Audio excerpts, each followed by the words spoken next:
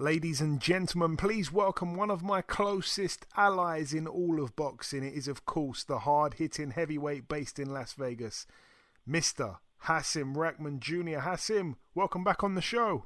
Thank you, Joey. Thank you for having me, bro. It's always a pleasure. Hey, man, the pleasure is always mine. So it's been a while since we last did an interview, man. We last spoke back in September 2022, so over 2 years ago. At that time, you were getting ready to fight Vitor Belfort, the fight that never ended up happening. After that, Hasim, your career's been a bit mad. I mean, the whole Rahman Misfits thing came to an end. What happened there for those that don't know? I wouldn't say it necessarily came to an end. It's hard. It's hard to find these crossover fighters, man. It's hard to find an opponent that is a crossover athlete. So someone coming from another sport or MMA that are heavyweights or that are guys that are below 250 but above 200. It's just not a lot of guys to choose from. I was supposed to fight, like you said, Vitor Belfort. That fight didn't happen. He wound up being replaced by Greg Hardy. And then after that, I was supposed to fight BKFC bare knuckle champion. He had retired from bare knuckle and came to boxing. I can't think of his name right now, but it'll come to me. But I was Alan Belcher. I was supposed to fight Alan Belcher, who was also a former UFC guy. And then after that, the Logan Paul situation happened, and it's just been, like you said, it's been a roller coaster, man. So I took some much needed time off to enjoy being a dad, and I feel like that's my best decision that I've made. I got to keep the miles off me and sharpen up mentally as opposed to just overworking myself physically. So I wouldn't say that the Misfits Rahman journey is over, but we're just waiting for the right person to be able to be matched with, because the pool is so little. Talk to me as well briefly about this Team Combat League stuff. I know the 1 round fight stuff. I was never a fan of this ever, but I don't know. How do you look back on that now? I'm not really a fan of it. It's really not boxing. It's more like a fight. It's almost like comparing a fight to a bare knuckle match. It's 1 round, and it doesn't give you time to dissect your opponent. Doesn't give opponents time to figure out each other, and none of that. It's just, there's no science behind it. It's just 1 round of action, and now action packed. Yes, a lot of fun rounds that you'll see, but as far as being a fighter in it, it just wasn't something that fit me. And obviously, like I said, man, you've been my guy for years. I've paid much closer attention to your career than the majority of fans would have. That weight difference that we touched on in the Greg Hardy fight, 100 pounds, you're still the only person he didn't manage to stop, by the way. It's not as bad as it looked. But at one point, we were going to see you fight Jake Paul. We had the press conference. It was super exciting. You were set to make a huge amount of money being a part of that influencer boxing scene. I mean, wow, God knows what could have happened. Obviously, we all know why it didn't happen. But some people feel like in recent years, you have fumbled the biggest bag in boxing. How do you feel about that opinion? I feel like, a lot of people don't know how much money I was going to make, which I made it a point to say so in the press conference that I was Jake Paul's least paid opponent. I was making the least amount of money out of all the opponents that he had ever faced. And the money that I was going to make in that fight, I've already made that back. I made that back with the Greg Hardy fight. Misfits took great, amazing care of me. And I don't know if they felt that way, that, I missed out on that money. So, they gave me a 6-figure deal, and hopefully there's more to come. But as far as fumbling the bag, I'm not entitled to anything that God doesn't want me to have. So if Allah didn't want me to have that, he wanted me to have something more, or he just wanted me to have enough. So I don't think that I necessarily fumbled a bag because, like I said, I made that money back. So it's just all in God's timing, man. That fight didn't happen for a reason. Maybe later on down the line the fight does happen. Maybe it doesn't. They claim that it won't happen, but then I got to fight with Logan Paul. I knock out Logan Paul. Jake Paul's got no excuse but to fight me because I done knocked out your big brother. So, once I'm back in the mix, like I've been off for 2 years now. So once I'm back in the mix and my name's back in the headlines as it always is when I'm fighting and doing well, we'll see if we can't line something up. Maybe I'll fight both Paul brothers as opposed to fighting just Jake Paul. Yeah, because I always felt like maybe I won't fight either one of them, and I'll get a title fight, which is really what I want to do. So it all depends, man. It all depends. People could say that I fumbled the bag, but the money that I was gonna make in the Jake fight, I made my very next fight. No, you've got a positive way of looking at things there. I always felt like your inactivity was harming your career. There were times where you were inactive, then you were active, then you were inactive. It was a little bit stop-start. The good thing is that you are back active now. You had, as you said, 2 years out. You've now boxed twice within 3 weeks in 2 different countries. For those who didn't see those 2 comeback fights, Hasim, tell me about them. They were exactly what you said. They were comeback fights where I was getting the rounds, and I was, more so getting the ring rust off, as opposed to anything else. I wasn't out there looking for, a highlight reel knockout or anything like that. Now if the knockout comes, the knockout comes. The one in Colombia, I felt like was easily like a boxing masterclass. I just boxed the guy. He was much different than what I had prepared for. He was much different than what was on paper. But the fight in Atlanta, the next fight, I felt like it should have been a unanimous decision, but it was a majority decision. And I looked at the scorecards myself and seen which rounds that I didn't get on the judges' scorecards, and that was my first fight actually being cut. So the rounds that I didn't get was the round that I got cut in and the round after. So it was a 4-round fight. So it was the second and third round. I got cut in the second and third round. So I don't know if my mannerisms swayed that particular judge, but I won the rest of the rounds on the other 2 judges' scorecards. So it wasn't that much of a big deal, but I'm very precise in my boxing. So I wanted to see exactly where I went wrong, what I did, and I'm glad I got that experience to know what happens when you have a cut. And luckily, I was lucky that the cut wasn't caused by a punch; it was caused by a headbutt. 1, and then 2, I was lucky that the blood wasn't streaming directly into my eye. Which when you see that, you don't think that it's affecting a fighter, but it really could still deter your vision, even if the blood is not going directly into your eye. No, for sure. And Hasim, tell me about, because I've seen the weight that you weighed in at for the first fight, and then the second fight is something. What's gone on there? There's such a big increase. I believe that there was something wrong with the scale. That's just my belief. That has to be the case, right? I think that. Yeah, I think that there was a misread or something on the scale.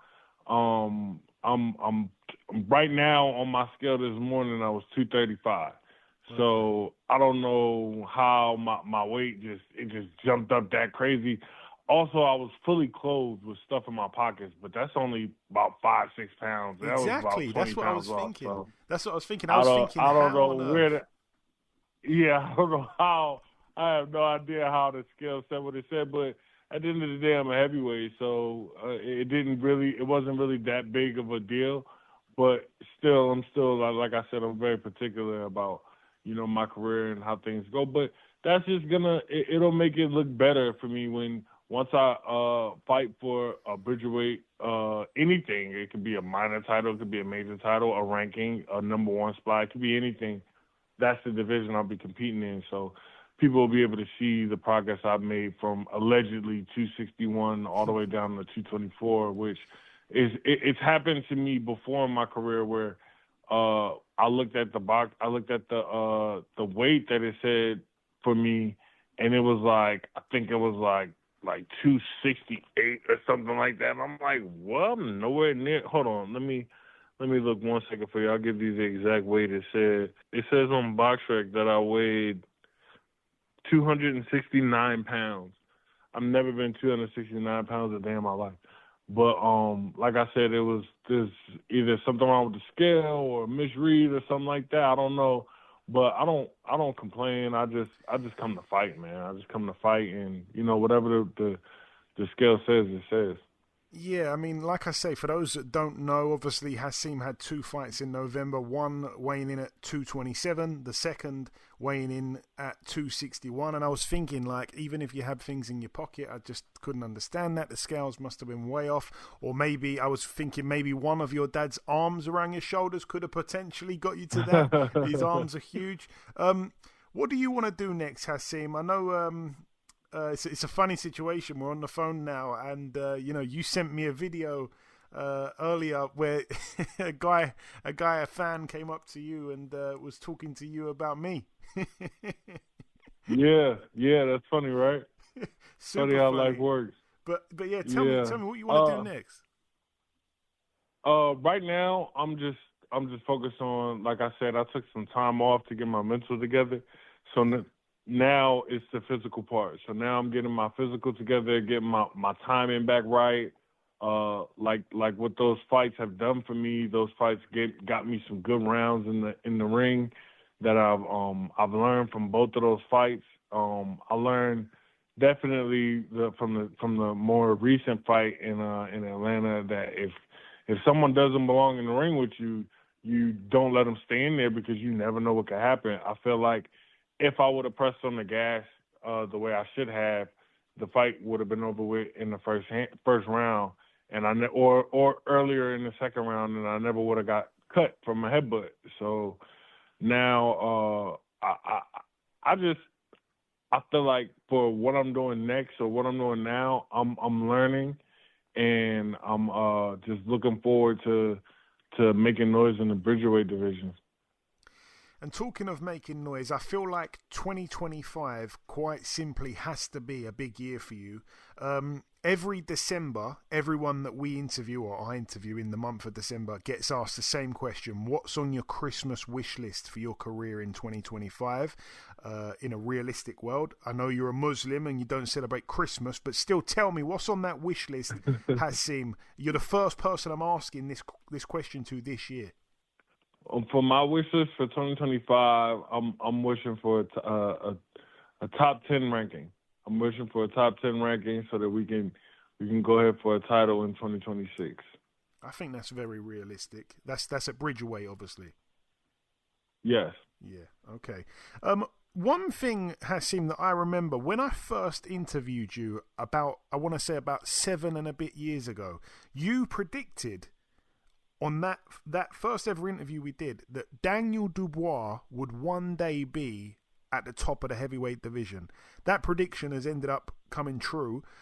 He's fighting Joseph Parker next. We've seen that big card announced in Saudi for next year. How do you see that fight going? I'm glad that you reminded me of that because I've been been watching Dubois for a long time, and I even said that before there was even a Bridgerweight division. But Dubois has always showed, at least to me, he's shown what it takes to go ahead and be atop the division. Um, that fight is very tough to call because you have a steamroller, a bulldog in Dubois, and then you have somebody who's proven that they can not only take the shots, but they can also box in Joseph Parker. I think in that fight I'm gonna take Joseph Parker, just because of his history. They both have experience. They both have been at this level, but the way that Parker looked against Wilder just showed me that he definitely can neutralize a heavy shot. He can keep moving, and to be honest, I think that Joseph Parker's biggest weapon is not in anything he does physically. It's his corner. He has a very, very well-known former world champion, Andy Lee. He has that he works with, and I think that with Andy Lee in his corner, I don't put anything past Joseph Parker. I think he can beat pretty much anybody that's out there. This is that's just really how I feel. Yeah, I love their partnership as well. Obviously, we saw Parker as well beat Zhilei Zhang. He was a bit shaky there. Obviously, got dropped a couple of times. That's my only real concern. I remember as well. We used to. I remember them times, man, when we used to both be watching boxing and texting each other and all that, man. I miss them times. That was hilarious. We watched a few Zhang Yeah, man, fights. you my guy. You go always hit me anytime, man. You know you my guy. My last real question for you, Hasim. Fury Usyk, the rematch, just a couple of weeks away now, man. Who wins that? What's your latest prediction? Yeah, that close. I gotta go with repeat, man. I feel like Usyk is a different animal, man. I think Usyk is the best heavyweight on the planet right now. Until somebody dethrones him. I mean, undisputed at cruiserweight, undisputed at heavyweight. He's just gonna be really, really hard to beat. And I think that he handled Tyson's power. I think that Tyson's awkwardness didn't get to him as much. Would he have won without the knockdown? Who knows? Would he have pressed a little bit more if he didn't get the knockdown? Who knows? I think that that he has a lot left in the tank, more than he lets on. And I see him winning the rematch. I just think that the way that he fights, the way that he approaches the fight game, it's remarkable. And I can't wait to see the fight. If Tyson Fury winds up winning, fair play to him. But it's just hard for me to see anybody beating Usyk. I think there's some tough fights out there for him, but as far as like for sure, you can bet the bank on it. Like them beating him, there's maybe two guys that come to mind that where I'm like, okay, they'll give Usyk a run for his money. But outside of that, those two guys, it's not really. I mean, the way he handled Anthony Joshua, the way he handled Fury, I think that the way to beat Usyk is not going to be in size. It's going to be in skill and technique, and there's not a lot of people that can match him with that. And also the way he beat Daniel Dubois as well. Hasim, who are the two guys, just briefly, who can give him issues? Two guys that will give him issues. I think one is in size. I think the one guy whose size would give him issues, even though that may sound a bit contradictory because of what I just said, but I think that his size and his skill are up to par to give Usyk a good fight. I think he gives Usyk a very good fight, and that's Martin Bakole. I think Bakole gives him a really good fight. He's tough, he's rugged, but the other guy is the guy that beat Bakole, and he actually gave Usyk what I think is his not his toughest fight, but his best chess match. I think he gave Usyk his best chess match to date, and that's Michael Hunter. Yeah, absolutely. Yeah, it was a great fight, and Mike started that fight really well, just unfortunately ran out of gas in the second half. Right, just before we wrap things up, Hasim, I just wanted to ask, obviously it's been a long time, is there anything else that I might have not touched on that you wanted to speak about before I let you go? I think Jake Paul should fight. I think Jake Paul should fight. Even if it's not me, he's got to fight somebody. I think that has to happen. I mean, he was just in there with a legend, and it wasn't very good for. It didn't turn out too good for the legend. So, I feel like I really would love to avenge Tyson for that, but whoever it is, I just want to see him fight a live body. We've seen what happened when he did fight a live body. He lost. So, I'm rooting for him though. Go Jake. Go get the Tommy rematch at least. I mean, at bare minimum, get the Tommy rematch. But I think that's a really, really big thing in boxing right now. Obviously, they just did like the biggest fight as far as views and